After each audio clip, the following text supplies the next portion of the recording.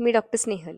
आजकाल महिलांमध्ये मासिक पाळी अनियमित येणं, मासिक पाळी पुढे जाणं किंवा मासिक पाळी 2 ते 3 महिने न येणं अशी लक्षणं दिसून येत आहेत. जेव्हा तुमची मासिक पाळी अनियमित येते, तेव्हा तुम्ही डॉक्टरांकडे जाता आणि तुम्हाला हार्मोन्सची मेडिसिन दिले जातात.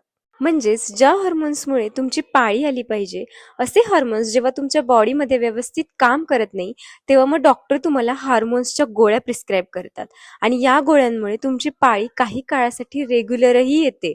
परंतु जेव्हा तुम्ही या गोळ्या बंद करता, तेव्हा तुमचा अनियमित पाळीचा त्रास पुन्हा चालू होतो. तर का होतं? तर अनियमित पाळी हा आजार नाहीये, हे एक लक्षण आहे खूप साऱ्या मोठ्या आजारांचं, जसं की हार्मोनल इम्बॅलन्स, पीसीओडी, थायरॉइडचा त्रास आणि मानसिक ताणतणाव आणि काही पोषक घटकांची कमतरता, जसे की iron, B12, vitamin D3, folic acid या सर्वांच्या कमतरतेमुळे देखील अनियमित पाळी येण्याचा त्रास होऊ शकतो. बऱ्याच वेळा आपण फक्त लक्षणं ठीक करतो, पण आजाराचं जे मूळ कारण आहे त्याला ठीक करत नाही.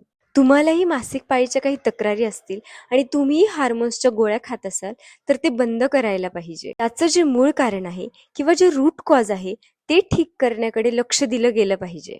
यामध्ये होमिओपॅथिक औषधेही अत्यंत उपयुक्त ठरतात, कारण होमिओपॅथी ही तुमच्या जीवनशक्तीला म्हणजेच व्हायटल फोर्सला चालना देण्याचं काम करते. होमिओपॅथी ही आजाराच्या मुळाशी जाऊन काम करते.